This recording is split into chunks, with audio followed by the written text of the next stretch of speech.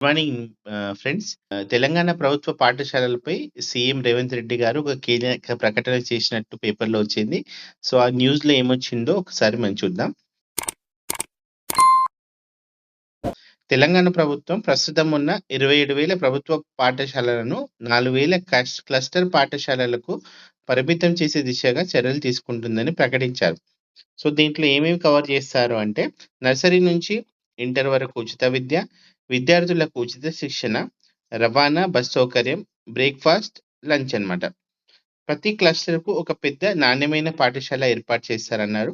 అన్ని సబ్జెక్టులకు ఉపాధ్యాయుల నియామకం ఉంటుంది. టెక్నికల్ బేస్డ్ కంప్యూటరైజ్డ్ ఎడ్యుకేషన్ ఇస్తామని గవర్నమెంట్ చెప్పింది.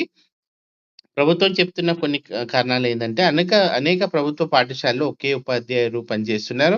కొన్ని పాఠశాలలు ఒక్కో తరగతిలో 2-3 మంది విద్యార్థులు మాత్రమే ఉన్నారు. మొత్తం పాఠశాలలో 10 మంది విద్యార్థులు కూడా లేని పరిస్థితులున్నాయి. గతంలో రవాణా సౌకర్యాలు లేకపోవడంతో గూడెంలలో చిన్న పాఠశాల ఏర్పాటు చేశారు. ఇప్పుడు రవాణా సౌకర్యాలు మెరుగుపడ్డాయి కాబట్టి క్లస్టర్ స్కూల్ విధానాన్ని అమలు చేయాలని ప్రభుత్వం భావిస్తుంది. సీఎం పేర్కొన్న గణాంకాలు: ప్రభుత్వ పాఠశాల 27,000, ప్రభుత్వ పాఠశాల విద్యార్థులు 18,00,000, ప్రైవేట్ పాఠశాలలు 12,000, ప్రైవేట్ పాఠశాల విద్యార్థులు 35,00,000 పైగా ఉన్నారు.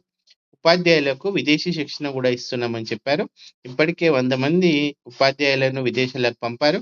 ఫిలిప్పీన్ పర్యటన అనంతరం మరో 200 మంది ఉపాధ్యాయులను పంపుతున్నామని చెప్పారు. సో, చిన్న వివాదానికి కూడా అవకాశం ఉన్నట్లు తెలుస్తుంది.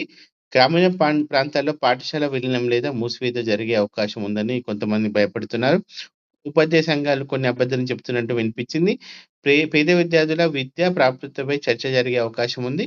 ప్రభుత్వం మాత్రం ఉచిత బస్సు సౌకర్యంతో ఈ సమస్యను అధిగమిస్తామని చెప్తుంది. అంటే దూరంగా స్కూల్స్ అవి ఉంటే ఎట్లా ఎళ్తారన్నప్పుడు ఉచిత బస్ సౌకర్యంతో అది సార్ట్ ఔట్ అయ్యే ఛాన్స్ ఉందని చెప్తుంది.